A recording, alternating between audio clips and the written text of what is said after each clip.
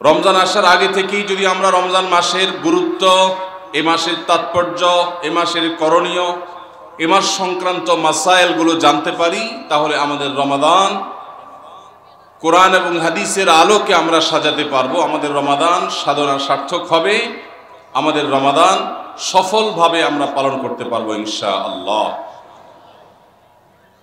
তারই ধারাবাহিকতায় আজ আপনাদের সামনে আমি যে বিষয়ে কথা বলতে চাই সেটি হলো মাহে রমাদানের করণীয় আমলসমূহ। আল্লাহ রাব্বুল আলামিন ঈমানদারদের প্রতি অনেক বড় অনুগ্রহ করেছেন। বছরের 11 মাস একজন ঈমানদার, জান্নাত প্রত্যাশী মানুষ জান্নাতের পথে এগিয়ে যাওয়ার জন্য যে পরিমাণ নেক আমল, যে পরিমাণ ইবাদত, যে পরিমাণ তাকওয়ার চর্চা করার কথা, শয়তানের প্ররোচনার কারণে, আমাদের ঈমানের দুর্বলতার কারণে, নানা কারণে সেটাতে আমরা পিছিয়ে থাকি। বছরের 11 মাস আমল এবং ইবাদতে আমাদের যে ঘাটতি হয়, আমরা যতটুকু পিছিয়ে থাকি, যতটুকু অভাব এবং শূন্যতা সৃষ্টি হয়, সারা বছরের আমল এবং ইবাদতের ঘাটতিকে পুষিয়ে নেওয়ার জন্য আল্লাহ রাব্বুল আলামিন দুটি বৃহৎ ইবাদতের মৌসুম দিয়েছেন আমাদেরকে। তার সবচেয়ে বড় মৌসুম আমাদের দোরগোড়ায় উপস্থিত, সেটি হলো রমজান মাস। আরেকটি ইবাদতের মৌসুম আছে বছরের, দ্বিতীয় বৃহত্তর ইবাদতের মৌসুম, যে সম্পর্কে আমাদের সমাজে খুব একটা জানাশোনাও নাই, সেটা হলো জিলহজের প্রথম 10 দিন, ইবাদতের আরেকটি মৌসুম। একজন ব্যবসায়ী যেরকম তার ব্যবসার লাভ লস পুষিয়ে নেওয়ার জন্য, অন্য সময়ের ঘাটতি পুষিয়ে নেওয়ার জন্য তাকে যেরকম কিছু সিজনকে কাজে লাগাতে হয়, তার যেরকম কিছু সিজন আছে, মৌসুম আছে, ঠিক একইভাবে একজন ঈমানদার মুসলমানের ইবাদতের ঘাটতি পোষাবার মৌসুমের নাম হলো রমজান মাস। প্রিয় ভাইরা আমার, এই রমজান মাস পাওয়ার পরও যদি কেউ 11 মাসের ইবাদতের ঘাটতি পুষিয়ে নিতে না পারে, এই রমজান মাস পাওয়ার পরও যদি কেউ আল্লাহর কাছ থেকে নিজের মাগফিরাত আদায় করে নিতে না পারে, আমাদের নানা অপরাধ, গুনাহ, পাপাচারের কারণে হয়তো জাহান্নামীদের তালিকায় আমাদের নাম চলে গেছে, সেই নাম কাটাবার সবচেয়ে সুবর্ণ সুযোগ আমাদের দোরগোড়ায় উপস্থিত রমজান মাস। এই রমজান মাস পাওয়ার পরও যদি কোনো মুসলমান আল্লাহর কাছ থেকে তার নাম জাহান্নামীদের তালিকা থেকে কাটিয়ে জান্নাতীদের তালিকায় অন্তর্ভুক্ত করতে না পারে, তাহলে এর চাইতে হতভাগা, এর চাইতে দুর্ভাগা, এর চাইতে কপাল পড়া মুসলমান আর কেউ হতে পারে না। সাহাবীদের অনেকে তাদের জীবনে মাত্র একবার রমজান পেয়েছেন, হয়তো ইসলাম গ্রহণ করেছেন রমজানের আগে, রমজান মাসটা পেয়েছেন, এরপরে হয় মৃত্যু হয়ে গেছে, আর না হয় জিহাদের ময়দানে শহীদ হয়ে গেছেন। একটা রমজান জীবনে পেয়েছেন। বহু সাহাবী আছেন 2টা 4টা রমজান পেয়েছেন। অনেক সাহাবী আছেন জীবনে একটা রমজানও পান নাই, ইসলাম গ্রহণ করেছেন, এরপরে আল্লাহর রাহে জিহাদে শামিল হয়েছেন, রমজান আসার আগেই দুনিয়া থেকে চলে গেছেন। তাহলে আমরা যারা জন্মসূত্রে মুসলমান, তাদের যার যত বছর বয়স তিনি ততগুলো রমজান পেয়েছি।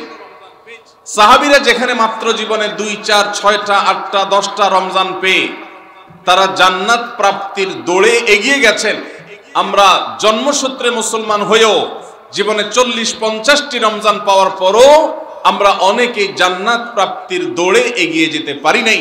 এর চেয়ে বড় দুর্ভাগ্যের বিষয় আর কিছু হতে পারে না। ভাইরা আমার, এই জন্য আসন্ন রমাদান আর কয়েকদিনের মধ্যে যে রমজান শুরু হতে যাচ্ছে, আসুন এইবারের রমজান সম্পর্কে একটা সংকল্প করি, শপথ করি, এই রমজান জীবনের অন্য 10টি রমজানের মতো কাটাবো না। এই রমজানকে আমি ব্যতিক্রম, সম্পূর্ণ ভিন্নতর, সম্পূর্ণ আমল এবং ইবাদত এবং তাকওয়া চর্চার মধ্য দিয়ে আল্লাহর মাগফিরাত, নাজাত নিজের করে নেওয়ার মধ্য দিয়ে আমার এই রমজানকে আমি সার্থক করার চেষ্টা করব ইনশাআল্লাহ। ভাইরা আমার, রমজানের আমল ইবাদত কিভাবে করব, কোনটা করব কোনটা করব না, এই সম্পর্কে যথেষ্ট ধোঁয়াশা আমাদের মধ্যে আছে। আমাদের এই দেশে মুসলমানদের কাছে রমজান মাস মানে 4টি কাজ। রমজান মাস মানে কয়টা কাজ? 4টা কাজ। রমজান মানে হলো রোজা রাখা, তারাবির নামাজ পড়া, আর সাহরি খাওয়া, ইফতার খাওয়া, ব্যাস। রোজা, তারাবি, সাহরি, ইফতার, এই 4 জিনিসের নাম হলো আমাদের মুসলমানদের রমজান মাস।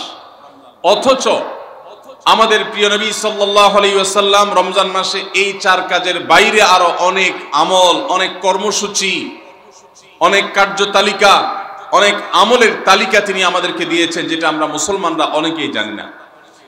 তো আজ আমরা নবী করিম সাল্লাল্লাহু আলাইহি সাল্লাম আমাদেরকে রমজান মাসে যে সমস্ত আমল করতে বলেছেন, আমরা সেই সমস্ত আমলের কথা আপনাদের সঙ্গে খুব সংক্ষেপে শেয়ার করব ইনশাআল্লাহ।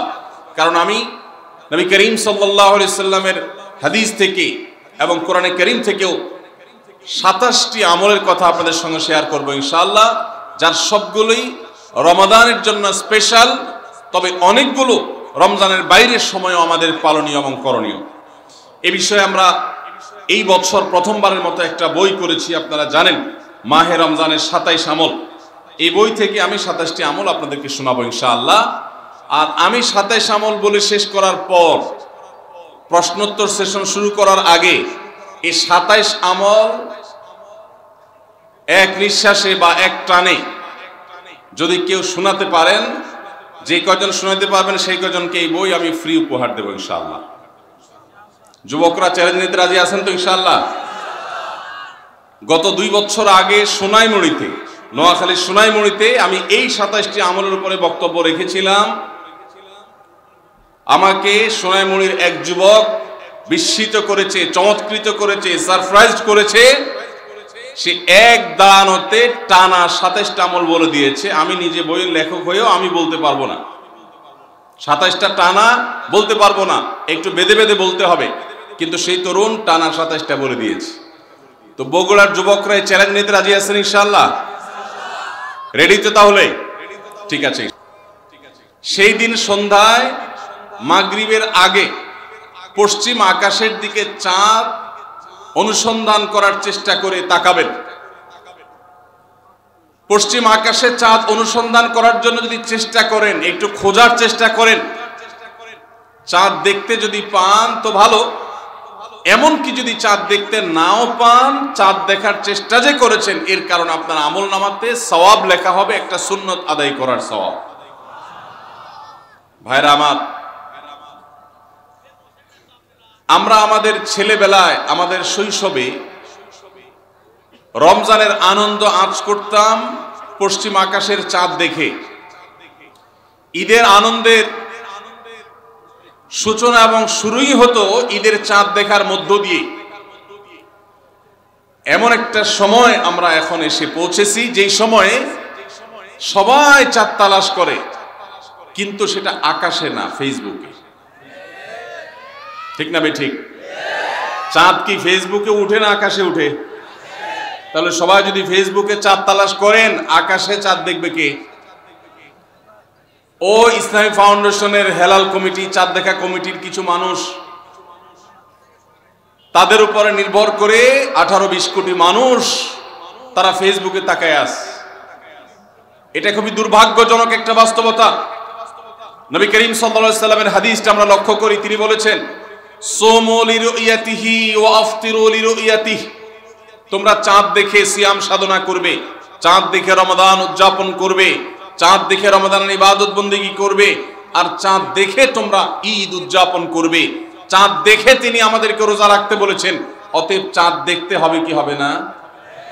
ভাইরা আমার, বিলুপ্ত হওয়া মৃত প্রায় সুন্নাহগুলোর মধ্যে থেকে একটা হলো চাঁদ তালাশ করার সুন্নাহ। এটা ফরজে কিফায়া, মুসলিম সমাজের কেউ যদি না করে সবাই গুনাহগার হবে। এটা খুবই রিস্কি একটা বিষয়, দুর্ভাগ্যজনক একটা বিষয় যে 20 কোটি মানুষের রমজান মাত্র মুষ্টিমেয় কয়েকজন মানুষের দেখার উপর নির্ভর করবে। ভাইরা আমার, আমরা পশ্চিম আকাশে চাঁদ দেখার চেষ্টা করব ইনশাআল্লাহ। যদি চাঁদ দেখতে পান আপনি, তাহলে নবী সাল্লাল্লাহু আলাইহি সাল্লামের সেখানে একটা দোয়া পড়বেন, আল্লাহুম্মা আহিল্লাহু আলাইনা বিল ইয়ুমনি ওয়াল ঈমান ওয়াস সালামাতি ওয়াল ইসলাম রব্বি ওয়া রাব্বুকাল্লাহ। চাঁদকে লক্ষ্য করে বলবেন, চাঁদের সাথে কথা বলবেন। চাঁদ আপনার কথা হয়তো বুঝবে না, কিন্তু আল্লাহর এরকম সৃষ্টি যারা আমাদের কথা বুঝতে পায় না, তাদেরকে লক্ষ্য করে কিছু বলার মানে হলো আপনি মূলত আপনার মনের আকুতিকে প্রকাশ করছেন। চাঁদকে লক্ষ্য করে নবী সাল্লাল্লাহু আলাইহি সাল্লাম চাঁদ দেখলে পড়তেন, আল্লাহুম্মা আহিল্লাহু আলাইনা বিল ইয়ুমনি ওয়াল ঈমান। হে আল্লাহ, এই যে চাঁদ আমি দেখতে পাচ্ছি, এই চাঁদের পুরো মাসটাকে যে আমার জন্য বরকত এবং ঈমান দিয়ে পরিপূর্ণ করে দিন। এই চাঁদ পুরো মাস জুড়ে থাকবে, অতএব পুরো মাস জুড়ে এই চন্দ্র মাসে আমি আপনার কাছে আমার জীবনে প্রভূত বরকত, কল্যাণ এবং ঈমান আপনার কাছ থেকে চাই। ওয়াসসালামাতি ওয়াল ইসলাম, এবং আমি নিরাপত্তা চাই। এই চাঁদ, এই চন্দ্র মাস আমার জন্য যেন নিরাপদ হয়, এবং ইসলামের সাথে যেন এই মাস আমি অতিবাহিত করতে পারি, ঈমানের সাথে যেন অটল অবিচল থাকতে পারি। রব্বি ওয়া রাব্বুকাল্লাহ, হে চাঁদ, তোমার সৃষ্টিকর্তা পালনকর্তা আর আমারও পালনকর্তা এক আল্লাহ। ভাইরা আমার, চাঁদ দেখার চেষ্টা করা যাবে তো ইনশাআল্লাহ?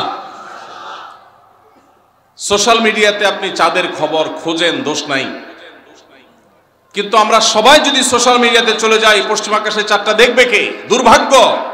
মসজিদ মাদ্রাসার ছাত্ররা, ওলামা একরাম, তারাও চাঁদ তালাশ করতে দেখা যায় খুবই কম, খুবই নগণ্য। আল্লাহ তাআলা আমাদের সবাইকে মৃত প্রায় সুন্নাহকে জিন্দা করার তৌফিক দান করুন। এই বছর 29শে রমাদান শুক্রবারে হবে না শনিবারে হবে? কে কে চাঁদ দেখবেন হাত তোলেন। আল্লাহ আমাদের সবাইকে চাঁদ দেখার তৌফিক দান করুন। মৃত সুন্নাহকে জিন্দা করার নিয়ে তো চাঁদ দেখবেন ইনশাআল্লাহ। আল্লাহ আমাদের সবাইকে আমল করার তৌফিক দান করুন।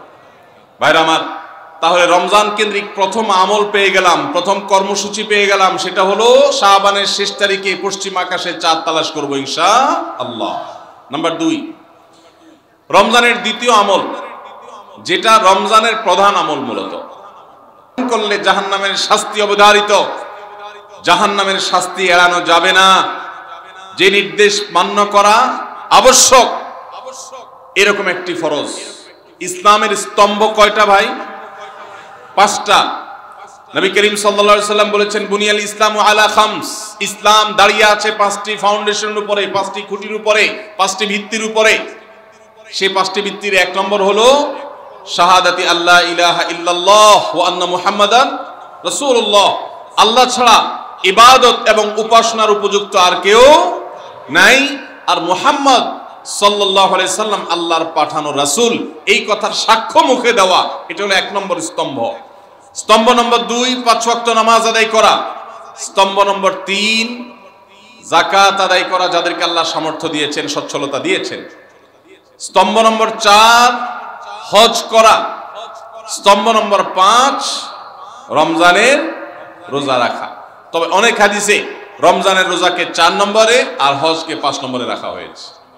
তাহলে রমজান মাসের রোজা রাখা এটা শুধু ফরজ না, মৌলিক ফরজ। নবী করিম সাল্লাল্লাহু আলাইহি সাল্লাম বলেছেন, যদি কেউ জীবনে একটি রোজাও শরিয়া গ্রাহ্য ওজর ছাড়া কেউ যদি ভঙ্গ করে, রোজা না রাখে, রমজানের পরে যদি সে সারা জীবনও রোজা রাখে, দায় মুক্ত হয়তো হয়ে যাবে, সে কাজা আদায় করেছে, কাফারা আদায় করেছে, দায় মুক্ত হয়তো হয়ে যাবে, কিন্তু রমজানের একটা রোজা রেখে আল্লাহর কাছে যে পরিমাণ মর্যাদার অধিকারী হওয়ার কথা, সারা জীবন রোজা রেখেও রমজানের ওই একটা রোজার ক্ষতিপূরণ করা সম্ভব নয়। এই জন্য সবাই রমজান মাসে ফরজ রোজা রাখবো তো ইনশাআল্লাহ। সকল প্রাপ্তবয়স্ক সুস্থ ইমানদারের জন্য রমজানের রোজা রাখা ফরজ। ভাইরা আমার, পৃথিবীতে আজ অনেক বিজ্ঞানী রোজা বা ফাস্টিং এর উপরে গবেষণা করে অনেক বড় বড় পদক, অনেক বড় বড় পুরস্কার জিতেছে। এখন ডাক্তাররাও আমাদেরকে বলে যে একটা সময় আমরা যেন ফাস্টিং করি, একটা সময় আমরা যেন না খেয়ে থাকি, এটা আমাদের স্বাস্থ্যের জন্য ভালো। নবী সাল্লাল্লাহু আলাইহি সাল্লাম সেই ১৫০০ বছর আগে আল্লাহর দেয়া বিধান আমাদেরকে জানিয়েছেন। রমজানে পুরো মাস রোজা, শাবানে মুহররমে বেশি বেশি নফল রোজা, সোমবার বৃহস্পতিবার সাপ্তাহিক রোজা, চাঁদের ১৩, ১৪, ১৫ আইয়ামে বীজের মাসিক রোজা, নিয়মিতভাবে এই রোজায় সিয়ামগুলো যদি পালন করি আমরা, তাহলে আল্লাহর সন্তুষ্টি এবং জান্নাত লাভ যেমন হবে, ঠিক একইভাবে আমরা দুনিয়াতে সুস্থ সবল থাকতে পারবো। আমাদের শরীরে অতিরিক্ত যে চর্বি তৈরি হয়, বিশেষ করে আজকের বিশ্ব বাস্তবতায়, এই চর্বিগুলোকে বার্ন করার জন্য রোজার কোনো বিকল্প নাই। যদিও চর্বি বার্নের উদ্দেশ্যে রোজা রাখলে সে রোজা রোজা নয়। আমাদের উদ্দেশ্য হবে আল্লাহর সন্তুষ্টি অর্জন, পাশাপাশি পার্থিব উপকারিতা এমনি পেয়ে যাব। আল্লাহ আমাদের সবাইকে রমজান রোজা রাখার তৌফিক দান করুন। ভাইরা আমার, নবী করিম সাল্লাল্লাহু আলাইহি ওয়াসাল্লাম তিনি বলেছেন, যে ব্যক্তি রমজানে ঈমান এবং ইখলাসের সাথে আল্লাহকে খুশি করবার জন্য রমজান রোজা রাখবে, আল্লাহ তার পূর্বের সমস্ত গুনাহ মাফ করে দিবেন। অনেক যুবক আছেন গ্যাস্ট্রিকের অজুহাতে, অনেকে আছেন প্লাস্টিকের অজুহাতে রোজা রাখেন না। কারো গ্যাস্ট্রিক, কারো প্লাস্টিক। সামান্য একটু রোজা রাখতে যে যুবক পারে না, সে নিজেকে মুসলিম দাবি করে কোন মুখে? মাত্র 12-14 ঘন্টা যে না খেয়ে থাকার মতো চ্যালেঞ্জ নিতে পারে না, সে আবার কিসের মুসলমান দাবি করে নিজেকে? এই জন্য ভাইরা সবাই রোজা রাখবো তো ইনশাআল্লাহ। বাসা বাড়িতে বাচ্চাদেরকে কৈশোর বয়স থেকে তাদেরকে রোজা রাখতে শেখাবেন। সাহাবায়ে কেরাম আশুরার রোজা পর্যন্ত বাচ্চাদেরকে রাখাতেন এবং তাদেরকে খেলনা দিয়ে ভোলাতেন, রোজা রাখতে তাদের সাহায্য করতেন। আজ এমন এক প্রজন্ম আমরা গড়ে তুলছি, যেই প্রজন্ম শুধু ভোগ শিখেছে, ত্যাগ শিখে নাই। বাচ্চা কাচ্চাদেরকে দেখবেন মা বাপ বড় বড় মোবাইল, স্মার্টফোন তাদের হাতে তুলে দিচ্ছেন। তারা মুখ দিয়ে কোনো কথা বললেই সেটা নেওয়ার জন্য, কেনার জন্য বাপ মা অস্থির ব্যাকুল হয়ে যাচ্ছেন।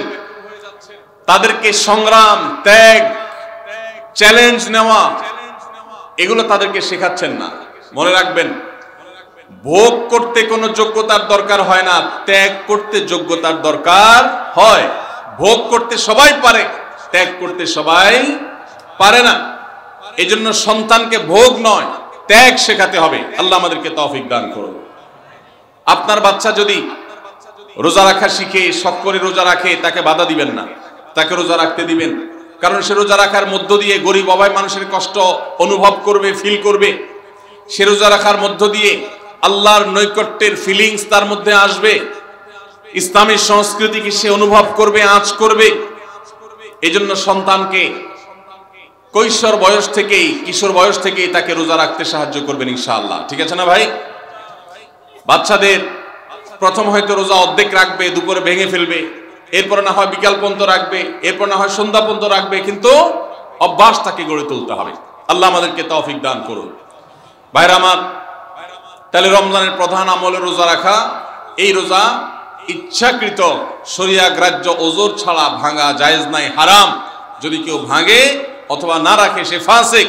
অতএব এই রোজার চর্চা আমাদের করতে হবে। আল্লাহ আমাদের সবাইকে তৌফিক দান করুন। তাহলে 3 নম্বর আমল হলো রমজান মাসের, 2 নম্বর আমল হলো রমজান মাসে রোজা রাখা। 3 নম্বর আমল হলো রাতে তারাবির নামাজ আদায় করা। রাতে কি আদায় করা ভাই? তারাবির নামাজ আদায় করা কি ফরজ না নফল? ফরজ না সুন্নত? সুন্নত, সুন্নতে মুআক্কাদা। নবী করিম সাল্লাল্লাহু আলাইহি সাল্লাম বলেছেন, মান কামা রমাদানা ঈমানান ওয়া ইহতিসাবা গুফিরা লাহু মা তাকাদ্দামা মিন যামবি। যে ব্যক্তি রমজান মাসে রাতে দাঁড়িয়ে তারাবির নামাজ পড়বে, তার পূর্বের সমস্ত গুনাহ খাতা মাফ করে দেওয়া হবে। এই জন্য তারাবির নামাজ পড়বো তো ইনশাআল্লাহ। তারাবির নামাজ 4G গতিতে হবে না 5G গতিতে? কি বলেন? 4G না 5G? ভাইরা আমার, সব কিছুতে গতি ভালো না, সব কিছুতে গতি ভালো না। নেটের গতি যত বেশি হয় তত ভালো, কিন্তু নামাজের গতি, ইবাদত, সিজদার গতি, তারাবির গতি যত কম হয়, যত ধীরে ধীরে হয়, যত শান্তশিষ্ট ভাবে হয়, তত আল্লাহর কাছে বেশি মর্যাদাবান হয়। অতএব মহল্লার হাফেজ সাহেবদেরকে তাড়াতাড়ি নামাজ শেষ করার জন্য দৌড়ের উপর রাখবেন। ক্রিকেট খেলা আছে হুজুর, আজকে একটু খেয়াল রাখেন, বলবেন ভাইরা আমার। আমরা তারাবির নামাজের কথা যখন স্মৃতিতে কল্পনায় আমরা ভাবি, তখন আমাদের স্মৃতিতে তুফান মিল মার্কা একটা নামাজ ভেসে ওঠে, ঠিক না বেঠিক? 5 ওয়াক্ত নামাজ এত তাড়াহুড়া করা হয় না তারাবি যত, অথচ তারাবি এটা তারবিহাত এর বহু বচন আরবি শব্দ, যার অর্থ হলো আরামের সাথে, ধীরস্থিরতার সাথে, রেস্ট করে করে যে নামাজ আদায় করা হয় তার নাম তারাবি। নাম হলো আরামের সাথে করা, আর আমরা করি ব্যারামের সাথে তাড়াহুড়ো করে। এই জন্য এলাকা এলাকা তারাবি ধীরে ধীরে পড়ার জন্য উদ্যোগ নেবেন তো ইনশাআল্লাহ। ইমাম সাহেবদেরকে, হাফেজ সাহেবদেরকে উদ্বুদ্ধ করবেন, ভাই হুলস্থুল করবেন না, কি পড়েন কিচ্ছু বুঝি না, এমন টান দেন শেষে যায় শুধু ইয়ালামুন তালামুন, আর এটা শুনে মনে করেন যে এখন স্টপ হয়েছে, এখন রুকুতে যাইতে হবে। এই নামাজ কি নামাজ? এটা তামাশা। ভাইরা আমার, স্পিডে তারাবি না পড়ে যদি একটু ধীরে তারাবি পড়া হয়, সর্বোচ্চ 15 থেকে 20 মিনিটের ডিফারেন্স হবে, এর বেশি না। বরবাদ করছেন। দেশের বেশিরভাগ মসজিদগুলোতে তুফান মিল মার্কা তারাবি পড়া হয়। এই তারাবি আল্লাহর কাছে কতটা গ্রহণযোগ্য হবে, এটা যথেষ্ট প্রশ্নবিদ্ধ বিষয়। আল্লাহ তাআলা আমাদের সবাইকে ধীরস্থিরতার সাথে খুব শান্তভাবে তারাবির নামাজ আদায় করার তৌফিক দান করুন। চেষ্টা করা যাবে না ইনশাআল্লাহ? ভাইরা আমার, আল্লাহ রাব্বুল আলামিন নামাজের ক্ষেত্রে হুলস্থুলতা পছন্দ করেন না। যার নামাজ যত বেশি সময় নিয়ে আদায় করেন তিনি আল্লাহর কাছে তত শ্রেষ্ঠ, তত ভালো নামাজি। আর যার নামাজে যত হুলস্থুল করা হয় তার নামাজের কোয়ালিটি, মর্যাদা আল্লাহর কাছে তত কম। অতএব আমরা রমজানের 3য় আমল জানলাম তারাবির নামাজ, এবং সেটা ধীরস্থিরতার সাথে আদায় করবো। আল্লাহ আমাদের তৌফিক দান করুন। নাম্বার 4, সাহরি খাওয়া। সাহরি খাওয়া এটা রমজানের একটা আমল। আপনি সারা বছর লাঞ্চ করেন, ডিনার করেন, দুপুরের খানা খান, রাতের খানা খান, সকালে ব্রেকফাস্ট নাস্তা করেন, কিন্তু এর কোনোটা ইবাদত হয় না, এর কারণে আপনি সওয়াব পাবেন না। কিন্তু রমজান মাসে ভোর রাতে ঘুম থেকে উঠে যে আপনি খাবার খাবেন, এই খাবার খাওয়ার জন্য যে উঠলেন এবং খাইলেন, এর কারণে আপনার অ্যাকাউন্টে আপনার আমলনামা আল্লাহ তাআলা সওয়াব জমা করে দিবেন। আপনি রিওয়ার্ড পাবেন, বিনিময় পাবেন। কেন? কারণ নবী করিম সাল্লাল্লাহু আলাইহি সাল্লাম বলেছেন, তাসাহহারু ফাইন্না ফিস সাহুরি বারাকাহ। তোমরা সাহরির খাবার খাবে ভোর রাতে। রোজার মাসে রোজা রাখতে গিয়ে সাহরির খাবার খাবে কেন? কারণ সাহরির যে খানা, এই খানাতে আল্লাহ তাআলা বরকত রেখেছেন। এই খানা খাইলে তার জন্য আমাদের স্পিরিচুয়াল, আধ্যাত্মিক বিভিন্ন রকমের উপকারিতা আল্লাহ তাআলা এর মধ্যে নিহিত রেখেছেন। এর মধ্যে খাদ্য শক্তি আছে, আমাদের এনার্জি হবে শরীরে, রোজা রাখতে সহজ হবে। এর পাশাপাশি সাহরির খাবারে আলাদা একটা বরকত আছে, শেফা, বহুবিধ উপকারিতা আমাদের শরীরের, আমাদের মনের জন্য আল্লাহ তাআলা রেখেছেন। এই জন্য সাহরি খাওয়াটা আলাদা একটা ইবাদত। যদি আপনার সন্ধ্যা রাত্রে বেশি খাওয়া হয়ে যায়, সাহরিতে খানা খাওয়ার মতো মুড না থাকে, অন্তত এক ঢোক পানি, একটা খেজুর, সামান্য কিছু খেয়ে হলেও আপনি সাহরি খাবেন এবং তাতে আপনি সওয়াব পাবেন। কোনো কারণে যদি সাহরি খেতে না পারেন, রাতে উঠতে পারেন নাই, অ্যালার্ম বাজছে কিন্তু শুনেন নাই, উঠে দেখেন ফজরের আজান হয়ে গেছে, তাহলে ওই দিনের রোজা কি হবে নাকি হবে না? হবে। মাশাআল্লাহ, বগুড়া মানুষ মাসালা জানে, দেখা যায় রোজা হয়ে যাবে ইনশাআল্লাহ। কারণ এই সাহরি খাওয়াটা ফরজ না, ওয়াজিব না, এটা সুন্নাত। সুন্নাত ছুটে গেলে ইবাদত হয় না, ব্যাপারটা সেরকম না। 5 নম্বর আমল হলো, সাহরি তো খাবো ঠিক আছে, কিন্তু সেটা শেষ সময়ে খাওয়া, দেরিতে খাওয়া। সাহরি কি আগে খাবেন না শেষের দিকে খাবেন? শেষের দিকে। কেন? কারণ নবী করিম সাল্লাল্লাহু আলাইহি সাল্লাম বলেছেন, লা ইয়াজালুন নাসু বিখাইরিন মা আজ্জাল ফুতুর ওয়া আখারুস সাহুর। এই উম্মত, মুসলিম জাতি ততদিন পর্যন্ত কল্যাণের উপর প্রতিষ্ঠিত থাকবে, তারা কল্যাণকে স্পর্শ করতে পারবে যতদিন পর্যন্ত তারা সাহরি তাড়াতাড়ি খাবে, না দেরিতে খাবে? দেরিতে খাবে। আর ইফতার তাড়াতাড়ি করবে। তাহলে সাহরি দেরিতে খাওয়া হলো সুন্নাত। আমাদের দেশে গ্রামে অনেক মুরব্বীরা এখনো আছেন, রাত 12টা, 1টা, 2টা বাজে সাহরি খেয়ে শুয়ে থাকেন। তারা চিন্তা করেন পরে খাইতে গেলে আবার বর্ডার ক্রস হয়ে যায় কিনা, সীমা লঙ্ঘন হয়ে যায় কিনা, রিস্ক নেওয়ার দরকার কি, এই জন্য 12টার সময় খেয়ে রাখি। এটার কারণে সাহরি খাওয়ার সওয়াব পাবেন ঠিকই, কিন্তু দেরিতে সাহরি খাওয়ার যে সুন্নত, সেই সুন্নত আদায় হবে না। এই জন্য দেরিতে খাবেন। দেরিতে খাওয়ার মানে আবার এরকম দেরি না যে আপনি আর মুয়াজ্জিন সাহেব দুজন কম্পিটিশন করছেন, আপনার হাতে খাবারের প্লেট আর মুয়াজ্জিনের হাতে মাইক, আপনি আগে শেষ করেন আর মুয়াজ্জিন আগে আজান দিবে, কম্পিটিশন চলছে, এত দেরি করে একেবারে লাস্ট মিনিট পর্যন্ত খাওয়া সুন্নত নয়। কথা কি বুঝাতে পারছি? কয়েক মিনিটের গ্যাপ রেখে তারপরে খাবার শেষ করবেন, কারণ নবী করিম সাল্লাল্লাহু আলাইহি সাল্লাম সাহরি খেয়ে শেষ করে ফজর নামাজ শুরু করতেন, এর মধ্যে 50টা আয়াত পড়ার মতো গ্যাপ রাখতেন, অর্থাৎ প্রায় 10 মিনিটের মতো একটা গ্যাপ থাকতো। এই জন্য আমরা একটা গ্যাপ রেখে তারপর সাহরি শেষ করব। অর্থাৎ ফজরের আজান যদি হয় উদাহরণস্বরূপ 5:25 বা 30, তাহলে আমরা 2-4 মিনিট আগে সাহরি খেয়ে শেষ করবো ইনশাআল্লাহ। তাহলে সাহরি দেরি করে খাওয়া, শেষের দিকে খাওয়াটা সুন্নত। আল্লাহ আমাদেরকে আমল করার তৌফিক দান করুন। রমজান মাসে সাহরির নামে একটা নতুন নাটক শুরু হয়েছে এই দেশে, সেটার নাম হলো সাহরি পার্টি। আপনারা শুনেছেন? বিশেষ করে শহরের ছেলেফেলেরা, ইউ পোলাপান, তারা আজকাল ভোর রাতে বন্ধু বান্ধব সহ রেস্টুরেন্টে গিয়া সাহরি পার্টির আড্ডা বাইর করছে। শয়তানি এবং ফাইজলামির আর কোনো জায়গা নাই, সাহরির জন্য পার্টি বাইর করছে, তাও আবার ছেলে মেয়ে একসাথে মিলেমিশে। ভাইরা আমার, সাহরি খাওয়া ইবাদত, এবং সাহরির এই সময়টা দোয়া কবুলের সময়, তাহাজ্জুদের সময়। আল্লাহ তাআলা দুনিয়ার আকাশ থেকে ডেকে ডেকে বান্দাকে ক্ষমা করেন। এই সময়টাতে আড্ডাবাজি করা, এটা হতভাগা ছাড়া আর কারোর কোনো কাজ হতে পারে না। এরপরে 6 নম্বর আমল হলো ইফতার করা। রোজা রেখেছেন কিন্তু ইফতার করেন নাই, রোজা হয়ে যাবে কিন্তু সুন্নাত আদায় হবে না, এই জন্য ইফতার করা একটা সুন্নাত। আল্লাহ তাআলা আরহামুর রাহিমিন, এমন একটা মাস রমজান মাস, সারা বছর কিন্তু আমরা নাস্তা করি, সারা বছর যেটা নাস্তা করি রমজানে সে নাস্তাই করি। পার্থক্য হলো সারা বছর নাস্তা করি সকালে, রমজানে নাস্তা করি সন্ধ্যায়। মানুষ দীর্ঘ সময় না খেয়ে থাকার পরে যে খাবার খায় সেটাকেই ব্রেকফাস্ট বলে, সেটাকেই নাস্তা বলে। আরবিতে যে ইফতার বলা হয়, এই ইফতার শব্দের অর্থ কিন্তু নাস্তা। ইফতার শব্দের অর্থ কি? নাস্তা। সারা বছর নাস্তা খেলে কোনো সওয়াব হবে, কিন্তু রমজান মাসে আপনি যদি সারাদিন উপবাস থাকার পর সন্ধ্যায় ব্রেকফাস্ট করেন, অর্থাৎ ইফতার করেন, তাহলে আল্লাহ তাআলা আপনাকে সুন্নাত পালন করার সওয়াব দিবেন। এই জন্য ভাই, ইফতার করা একটা সুন্নাত। 7 নম্বর, ইফতার আবার তাড়াতাড়ি করা আরেকটা সুন্নাত। এটা 7 নম্বর আমল, ইফতারটা একটু তাড়াতাড়ি করা। তাড়াতাড়ি করা মানে কি? সূর্য ডুবার 2-4 মিনিট আগে। কি বলেন? তাহলে তাড়াতাড়ি কেমনে হলো? তাড়াতাড়ি মানে হলো সূর্য ডুবার সাথে সাথে করা, বিলম্ব বা দেরি না করা। নবী করিম সাল্লাল্লাহু আলাইহি ওয়াসাল্লামের ওই হাদিস আবারও আমরা স্মরণ করি। তিনি বলেছেন, লা ইয়াজালুন নাসু বিখাইরিন মা আজ্জালুল ফুতুর ওয়া আখারুস সুহুর। এই মানুষ, এই উম্মত ততদিন কল্যাণের উপরে প্রতিষ্ঠিত থাকবে যতদিন তারা ইফতার তাড়াতাড়ি করবে আর সাহরি দেরিতে করবে। ইফতার তাড়াতাড়ি করা এর মানে হলো সূর্য ডুবছে আর দেরি করবেন না। শিয়ারা এবং ইহুদিরা, তাদের মধ্যে রোজা আছে, ফাস্টিং আছে, তারা সেই রোজায় ইফতার করে হলো চতুর্দিক অন্ধকার হয়ে যাওয়ার পর, সূর্য ডুবার পর পর ইফতার করে না। তো এই জন্য নবী সাল্লাল্লাহু আলাইহি সাল্লামের আদর্শ হলো তার বিপরীত, অর্থাৎ সূর্য ডুবার পর পর ইফতার করে ফেলা, অতিরিক্ত বিলম্ব না করা। আল্লাহ আমাদেরকে আমলের তৌফিক দান করুন। 8 নম্বর আমল হলো ইফতারের দোয়া পড়া। ইফতারের দোয়া জানা আছে ভাই?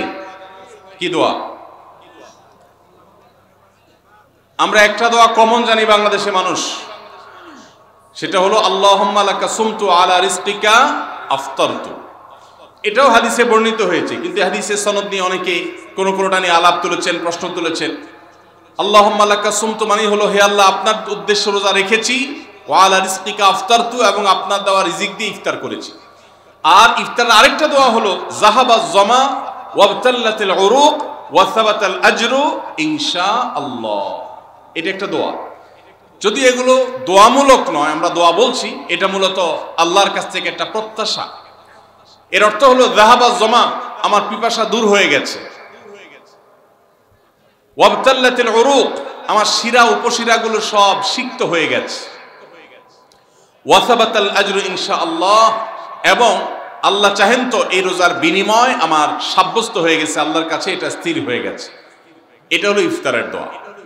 ইফতারের দোয়াটা কি ইফতারের আগে করব না পরে করব? ইফতারের দোয়াটা যারা ইফতারের আগে করার পক্ষে তারা হাত তোলেন। অল্প সংখ্যক মানুষ, আর বাকিরা সবাই কি পরের পক্ষে না মাঝখানের পক্ষেও আছেন লোক? সব পরের। মাশাআল্লাহ, সব সূক্ষ্ম সূক্ষ্ম মাসআলা দেখি গাবতলী মানুষ জানে মাশাআল্লাহ, অনেক অগ্রসর দেখা যায়। আল্লাহ আমাদের সবাইকে দ্বীনের জন্য কবুল এবং মঞ্জুর করুন মাশাআল্লাহ। ভাইরা আমার, ইফতারের দোয়াটা ইফতারের পরে করতে হয়, যেটা বেশিরভাগ মানুষ জানে না, কিন্তু আমি অবাক হলাম যে এখানে বেশিরভাগ মানুষ আপনারা জানেন মাশাআল্লাহ, নলেজেবল মানুষ, বোঝা গেছে। ইফতারের দোয়ার অর্থের দিকে তাকালেই তো বোঝা যায় এটা আগে না পরে। দোয়ার অর্থের মধ্যে তাকালে আমরা দেখতে পাচ্ছি যে আল্লাহ শিরা উপশিরা সিক্ত হয়ে গেছে, পিপাসা দূর হয়ে গেছে, এগুলো তো ইফতারের পরেই হয়। অবশ্য আমি অর্থ আগে বলে দিছি, সেটা দেখে হয়তো আপনারা অনেকে বুঝে ফেলছেন মাশাআল্লাহ। তো যাই হোক, ইফতারের শুরুতে বিসমিল্লাহ বলে ইফতার করব, আর শেষে এই দোয়া পড়বো। আল্লাহ আমাদেরকে আমলের তৌফিক দান করুন। 9 নম্বর হলো সাহরি এবং ইফতারে খেজুর খাওয়া। খেজুর দিয়ে সাহরি ইফতার করা। ইফতারে আপনি অন্য যা খান না খান, খেজুর দিয়ে খাবেন। নবী সাল্লাল্লাহু আলাইহি সাল্লাম আদা পাকা আদা খেজুর দিয়ে ইফতার করতেন, যেটাকে রোতাব বলা হয়। আর যদি সেটা না পাওয়া যেত, সাধারণ যে কোনো খেজুর, সেটাও না পাওয়া গেলে একটু পানি খেয়ে তারপর তিনি ইফতার করতেন। আমরা ইফতারে খেজুর খেতে হয় সুন্নাহ, এটা আমরা জানি, কিন্তু যেটা জানি না সেটা হলো সাহরিতে খেজুর খাওয়া। ভোর রাতে সাহরিতে খেজুর খাওয়া সুন্নত, এটা আগে কে কে জানতেন? হাত তোলেন। আগে জানতেন মাশাআল্লাহ, হাত নামান। গত বছর রমজানে সাহরিতে ভাত তরকারি যাই খাইছেন না খাইছেন, একটা হলো খেজুর খাইছেন, কারা কারা হাত তোলেন মাশাআল্লাহ। এদিকে সব আমল করা মানুষ মাশাআল্লাহ, তাহলে তার ওয়াজ টোয়াজের কোনো দরকার নেই।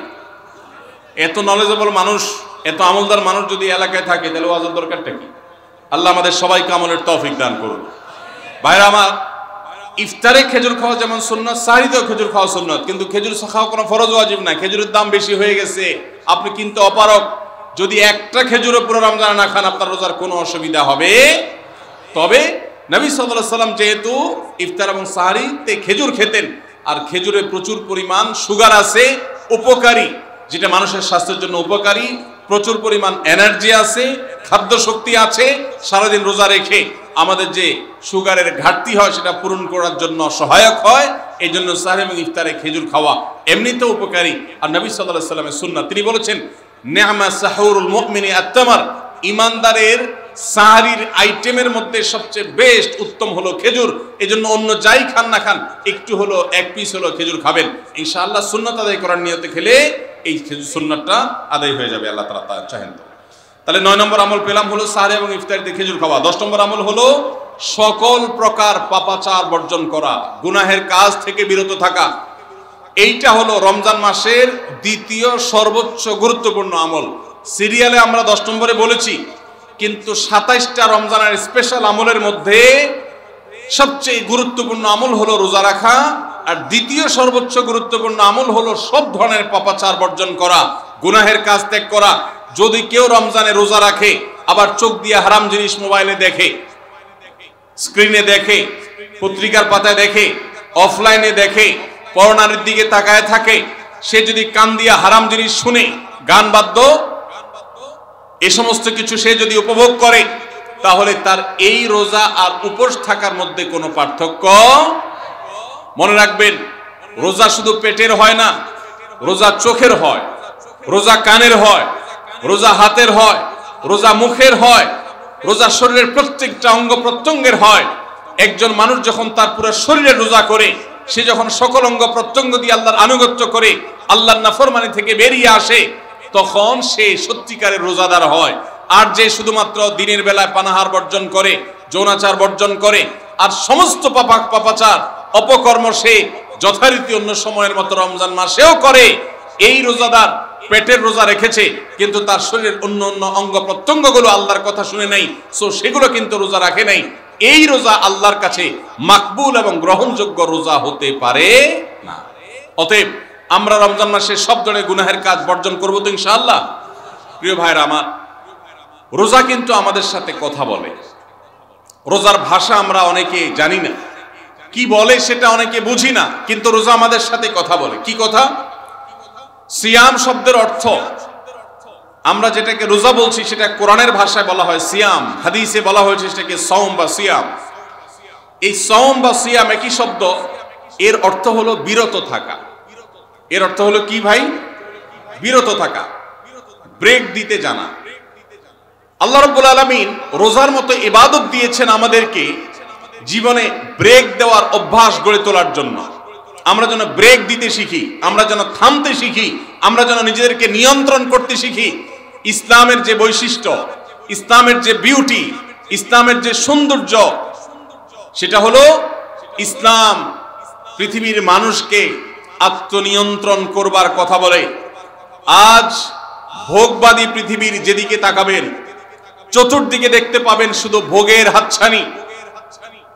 দুনিয়াটা মস্ত বড়, খাও দাও আর ফুর্তি করো, শুধুমাত্র ফুর্তি ফুর্তি এবং ফুর্তি, ভোগ এবং ভোগ এবং ভোগ। গোটা পৃথিবী আপনাকে ভোগের কথা বলবে, ত্যাগের কথা বলবে না। ইসলাম আপনাকে ত্যাগের কথা বলে। আপনি ঈদ উদযাপন করবেন, ঈদ উল ফিতর, সেখানে পর্যন্ত ইসলাম বলে আগে গরিবের বাসায় ফিতরা পৌঁছাবে, তারপর তুমি ঈদগাহে যাবে, ঈদের আনন্দ করবে। আপনি কোরবানির ঈদে পশু জবাই করে গোশত খাবেন, উৎসব করবেন। ইসলাম বলে ভালো কথা, তুমি উৎসব করবে, তোমাকে উৎসব করতেই দেওয়া হয়েছে, কিন্তু আগে গরিবের বাসায়ও এই গোশত পাঠাবে ঈদের, সেটা নিশ্চিত করবে, তার পাশাপাশি তুমি ঈদ উদযাপন করবে। আমরা যে রমজানের রোজা রাখি, এই রোজা আমাদেরকে বিরত থাকার কথা বলে। সেই বিরত থাকাটা কি? সেটা হলো আমরা যখন রোজা রাখি আমাদের পিপাসা হয়, আমাদের ক্ষুধা লাগে, পিপাসা হয়, আবার হাতের সামনে হয়তো পানিও আছে। আমার ক্ষুধা লাগে, হাতের সামনে হয়তো খাবারও আছে, কেউ দেখছেও না, সিসি ক্যামেরাও নেই, বদ্ধ রুমে কক্ষের মধ্যে, কিন্তু আমি রোজাদার। কোন রোজাদার রোজার মধ্যে খায়, পান করে? কেন? কারণ সে জানে আল্লাহ নিষেধ করেছে। আমরা যখন ইফতার সামনে নিয়ে বসে থাকি সন্ধ্যাবেলা, ভাইরা আমার, সারা বছর নাস্তা তো আল্লাহ তাআলা কম হোক বেশি হোক সবাইকে করার তৌফিক দেন। আমরা সবাই তো কম বেশি নাস্তা করি সারা বছর। আপনি যদি বুফে গিয়ে 100 আইটেমের নাস্তা দিয়েও আপনি খাবার গ্রহণ করেন, সকালের ব্রেকফাস্ট আপনি খান, ইফতারের সময় মাত্র 2-4টা আইটেম নিয়ে বসে থেকে আজানের জন্য, সূর্য ডোবার জন্য যে অপেক্ষা করেন, ওই অপেক্ষার সময় যে অবর্ণনীয় স্বাদ আর তৃপ্তি পাওয়া যায়, পৃথিবীর সমস্ত খাদ্য গ্রহণের মধ্যেও এই তৃপ্তি বা স্বাদ নাই। নবী সাল্লাল্লাহু আলাইহি ওয়াসাল্লাম সেজন্য বলেছেন, লিসসাইমি ফারহাতান, রোজাদার ব্যক্তিকে দুটি আনন্দ দেওয়া হয়, ফারহাতুন ইনদা ফিতরি ওয়া ফারহাতুন ইনদা লিকাই রাব্বি। একটা আনন্দ হলো ইফতারের সময়, অবর্ণনীয়, ভাষায় প্রকাশ করবার অযোগ্য। কি ভালো লাগা কাজ করে, ইফতারের জন্য আমরা বসে আছি, খাবার সামনে আছে রকমারি, শীতল শরবত সামনে আছে, রকমারি খাবারের পসরা সাজানো আছে টেবিলে, দস্তরখানে, এদিকে পেটে ক্ষুধাও আছে, কিন্তু আমরা মিনিট গুনছি, আমরা সময় দেখছি, ঘড়ির দিকে তাকিয়ে আছি, সূর্য কখন ডুববে। সূর্য ডুবেছে আর সাথে সাথে আমরা ইফতার করছি। এই যে আল্লাহর নির্দেশের অপেক্ষা, ইসলাম রোজার মাধ্যমে আমাদেরকে সেই শিক্ষাটা দিতে চায়। রোজা আমাদের সাথে সেই কথা বলে যে দেখো, তুমি জীবনে বিরত থাকতে শিখো, গোটা পৃথিবী তোমাকে ভোগ শিখাবে, ইসলাম তোমাকে ত্যাগ শিখাবে, ইসলাম তোমাকে কন্ট্রোল করা শিখাবে। আমাদের তরুণদের চরিত্রকে নষ্ট করবার জন্য, তাদেরকে নানাভাবে উস্কানি দেওয়ার জন্য, বিনোদনের নামে, নিউজের নামে, বিজ্ঞাপনের নামে, বিভিন্ন নামে অশ্লীল নানা দৃশ্য, খোলামেলা দৃশ্য তাদের সামনে দেখানো হয়, ভোগের আহ্বান করা হয়। ইসলাম বলে, হে মুসলিম তরুণ, তোমার চোখের এরিয়ার মধ্যে কোন পরনারী, কোন সুন্দরী নারী পড়ে গেছে, তুমি আঁচ করতে পেরেছ, সাথে সাথে তোমার দৃষ্টিকে তুমি নিয়ন্ত্রণ করো, অবনত করো। কুল্লিল মুমিনিনা ইয়াগুদ্দু মিন আবসারিহিম ওয়া ইয়াহফাযু ফুরুজাহুম। আল্লাহ বলেছেন, হে রাসূল বলে দিন ইমানদার পুরুষদেরকে, তারা যেন তাদের চোখগুলোকে নামিয়ে রাখে, তাদের সম্ভ্রমকে তারা সংরক্ষণ করে। মনে রাখবেন, যা খুশি তা করতে পারা এটা যোগ্যতা নয়। নিজেকে নিয়ন্ত্রণ করলাম, যা খুশি তা করব না, এর নাম হলো যোগ্যতা। ডায়রিয়ার রোগী ডাইরেক্ট হয়ে যায়, যা খুশি যে করে, নিজের মন যেদিকে তাকে নাচায় সেদিকে নাচে, এই লোকটা অসুস্থ মানুষের মতো। আর মুসলিম যুবক, মুসলমান মানুষ, নারী পুরুষ, সে নিজেকে নিয়ন্ত্রণ করে। আল্লাহ এটা হারাম করেছেন, আমার মন চায়, চাইলেই আমি সেটা নিতে পারি, কিন্তু আমি নেব না। আমি একটা জিনিস ধরতে পারি, আল্লাহ হারাম করেছেন, সেজন্য আমি ধরবো না। এই শিক্ষাটা রমজান আমাদেরকে দেয়। অতএব রমজানের সবচেয়ে গুরুত্বপূর্ণ আমল হলো এই 10 নম্বর আমল, সেটা হলো পাপাচার বর্জন করা। নবী সাল্লাল্লাহু আলাইহি ওয়াসাল্লাম বলেছেন, যে ব্যক্তি রমজানে রোজা রাখলো আর পাপাচার বর্জন করলো না, তাহলে এই রোজা রাখার উপোস থাকার ভিতরে কোনো পার্থক্য নাই। আল্লাহ আমাদের সবাইকে রমজান মাসে রোজা থেকে সকল হারাম, সকল নাজায়েজ কাজ, সকল গুনাহের কাজ ছাড়ার তৌফিক দান করবেন আমিন। ভাইরা আমার 11 নম্বর আমল হলো অধিক পরিমাণ দোয়া করা। রমজান মাসে রোজা রেখে আমরা বেশি বেশি দোয়া করব। চলতে ফিরতে উঠতে বসতে দোয়া করতে পারেন। আমাদের মায়েরা অনেকে শুনছেন আমাকে, রমজান মাসে আপনি গৃহস্থলী কাজ করছেন, রান্না বাড়া করছেন, ঘর ঝাড়ু দিচ্ছেন, আর মনে মনে আল্লাহর সাথে কথা বলেন। দোয়া মানে আল্লাহর সাথে কথোপকথন। আল্লাহ আপনি আমাকে মাফ করে দেন, আমার বাবাকে মাকে মাফ করে দেন, সন্তানগুলোকে হেদায়েত দান করেন, চোখের পানি ফেলেন। নিয়মতান্ত্রিক দোয়া, বসে বসে হাত তুলে দোয়া করবেন কিবলামুখী হয়ে, আবার চলতে ফিরতে উঠতে বসতে, এমনকি ওযু নাই সে অবস্থায় দোয়া করবেন। নবী সাল্লাল্লাহু আলাইহি ওয়াসাল্লাম বলেছেন 3 ব্যক্তির দোয়া ফিরিয়ে দেওয়া হয় না। কয় ব্যক্তির দোয়া? সালাতুন লা তুরাদ্দু দাওয়াতুহুম, 3 শ্রেণী মানুষের দোয়া ফিরিয়ে দেওয়া হয় না। এর ভিতরে এক শ্রেণী হলেন মাজলুম, কারোর জুলুমের শিকার হয়েছে এই ব্যক্তি। জালেমের বিরুদ্ধে যে তার মনের আকুতি থাকে, বদদোয়া থাকে, আল্লাহ সুবহানাহু ওয়া তাআলা এটা ফিরিয়ে দেন না। এইজন্য পৃথিবীর ইতিহাসের কোন জালিম আপনি দেখাতে পারবেন না যেই জালিমকে আল্লাহ ছেড়ে দিয়েছেন, আল্লাহ ছাড় দিয়েছেন কিন্তু চূড়ান্ত ভাবে ছেড়ে দিয়েছেন, এমন কোন জালিম আপনি দেখাতে পারবেন না। এইজন্য ভাই কখনো কোন অবস্থাতে কারো প্রতি আমরা জুলুম করব না। আল্লাহ আমাদেরকে সেটা মানার তৌফিক দান করুন। তাহলে 3 ব্যক্তির দোয়া কবুল হয়, ফেরত দেওয়া হয় না। তার ভিতরে একজন হলো মাজলুম, যার প্রতি আপনি জুলুম করেছেন, সে আপনার বিরুদ্ধে যে বদদোয়া করে, এটা লাগবেই লাগবে, আজ হোক আর 2 দিন পরে হোক। নাম্বার 2, মুসাফির, যে ব্যক্তি সফরে আছে, সফররত অবস্থায় সে যদি দোয়া করে, সে দোয়া আল্লাহ তাআলা কবুল করেন। 3 নম্বর হলেন রোজাদার ব্যক্তি, আসসাইম হাত্তা ইফতির, রোজাদার ব্যক্তি সারাদিন ভর রোজা করলে, ইফতার রাগ পর্যন্ত, সারাদিন দোয়া করলে ইফতার রাগ পর্যন্ত তার দোয়া কবুল হয়। এই জন্য রোজা রেখে আমরা বেশি বেশি আল্লাহর কাছে দোয়া করবো ইনশাআল্লাহ। চলতে ফিরতে উঠতে বসতে মনে মনে আল্লাহর সাথে কথা বললেন, চাওয়া দাওয়াকে পেশ করলেন, বাস এইটাই হলো দোয়া। এটা হলো আমাদের রমজান মাসের 11 নম্বর আমল, বেশি বেশি দোয়া করা। 12 নম্বর আমল হলো মিথ্যা এবং কাজ পরিহার করা। রমজানের সকল পাপাচার তো পরিহার করবই, বিশেষভাবে মিথ্যা কথা, মিথ্যা কাজ পরিহার করা। কারণ নবীজি সাল্লাল্লাহু আলাইহি ওয়াসাল্লাম এর জন্য আলাদা নির্দেশ করেছেন। তিনি বলেছেন, মাল্লাম ইয়াদা কাওলা যুরি ওয়াল আমালা বি ফালাইসা লিল্লাহি হাজা আন ইয়াদা তাআমাহু ওয়া শারাবা। যে ব্যক্তি রমজানের রোজা রেখে মিথ্যা কথা, মিথ্যা কাজ ছাড়লো না, তার উপোস থাকায় আল্লাহর কোনো ঠেকা পড়ে নাই। 13 নম্বর আমল হলো অশ্লীলতা এবং বিবাদ, বিতণ্ডা, ঝগড়া, এগুলো পরিহার করা।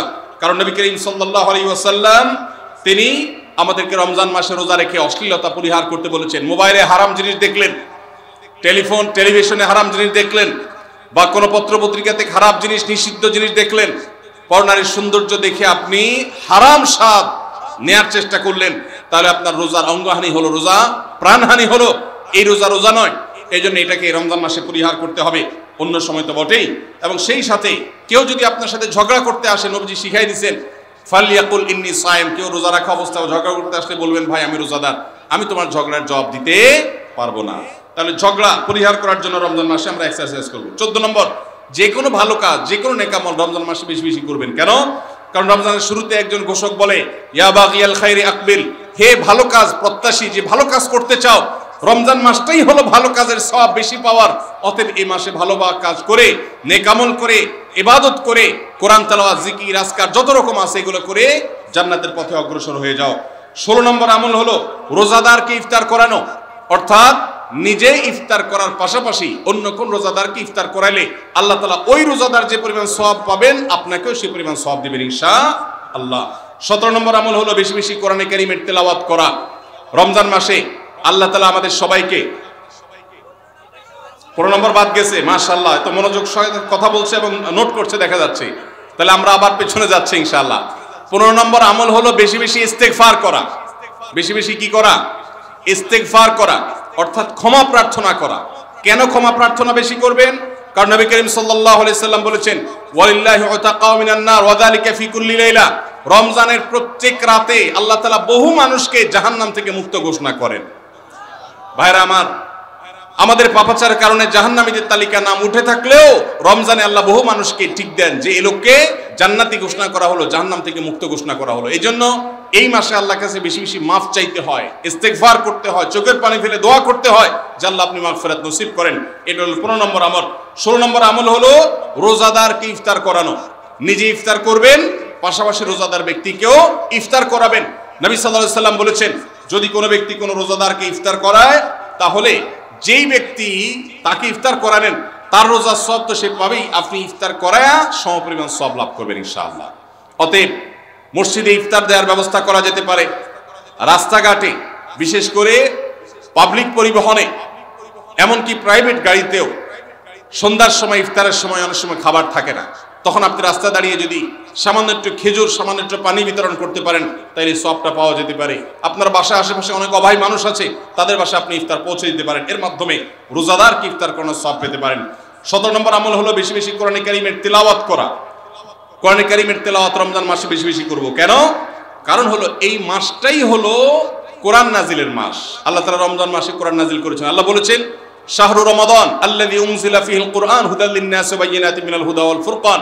রমজান মাস এমন মাস যে মাসে আল্লাহ তাআলা কোরআন নাজিল করেছেন, এইজন্য এই মাসে বেশি বেশি রোজ কোরআন তেলাওয়াত করতে হবে। নবী করিম সাল্লাল্লাহু আলাইহি সাল্লাম বেশি বেশি রমজান মাসে কোরআন তেলাওয়াত করতেন। আমাদের পূর্বসূরি সালাফগণ কেউ কেউ রমজান মাসে অন্য সব আমল কমিয়ে দিয়ে কোরআন তেলাওয়াতটা সবচেয়ে বেশি করতেন। এইজন্য দিনে এবং রাতে বেশি বেশি করে কোরআন শুদ্ধতার সাথে, সৌন্দর্যের সাথে তেলাওয়াত করব, অর্থ সহকারে বুঝে পড়ার চেষ্টাও পাশাপাশি করব ইনশাআল্লাহ। 18 নম্বর আমল হলো কোরআন পরস্পরকে শোনাশুনি করা, বুঝে পড়া। অর্থাৎ আপনি কোরআন তেলাওয়াত করবেন, আপনার স্ত্রী শুনবে, আপনার মা শুনবে, আপনার বোন শুনবে, আবার তারা তেলাওয়াত করবে, আপনি শুনবেন। আমরা তারাবির নামাজে এক পক্ষীয় তেলাওয়াত শুনি, হাফেজ সাহেব তেলাওয়াত করেন, আমরা শুনি, কিন্তু আমরা তেলাওয়াত করে আরেকজন শুনবে, এটা হয় না। নবী সাল্লাল্লাহু আলাইহি সাল্লাম রমজান মাস আসলে জিবরিল ফেরেশতার সাথে কোরআন শোনাশুনি করতেন। জিবরিল তেলাওয়াত করতেন, নবীজি শুনতেন, আবার আমাদের নবীজি তেলাওয়াত করতেন, জিবরিল শুনতেন। এটা একটা সুন্নাত। এই সুন্নাতটা বিলুপ্ত হয়ে গেছে, এটা নিয়ে চর্চা নাই। এজন্য আমরা এটা বাসা বাড়িতে নতুন করে জিন্দা করব। আল্লাহ আমাদেরকে তৌফিক দান করুন। 19 নম্বর আমল হলো দান সাদাকা বেশি বেশি করা। নবীজি সাল্লাল্লাহু আলাইহি সাল্লাম এমনিতেই প্রচুর পরিমাণ দান করতেন, কিন্তু রমজান আসলে তার দানশীলতার পরিমাণ আরো বেড়ে যেত। এই জন্য অভাবী, প্রতিবেশী, গরিব দুঃখী সবার ঘরে ঘরে আমরা আমাদের সাধ্য অনুযায়ী দান পৌঁছানোর চেষ্টা করব রমজান উপলক্ষে। এটা রমজানের 19 নম্বর স্পেশাল আমল, বিশেষ আমল। 20 নম্বর রমজানের কর্মসূচি হলো ভোর রাতে দোয়া করা। কারণ সারা বছর ভোর রাতে তাহাজ্জুদের নামাজ পড়া বা দোয়া করার সুযোগ আমাদের হয় না, কিন্তু রমজানের সাহরি খেতে তো এমনি উঠেন। অতএব এই টাইমে দোয়া কবুল হয়। 24 ঘন্টার ভিতরে দোয়া কবুলের সবচেয়ে মোক্ষম সুযোগ, সবচেয়ে আদর্শ সময় হলো এই তাহাজ্জুদের সময়টা।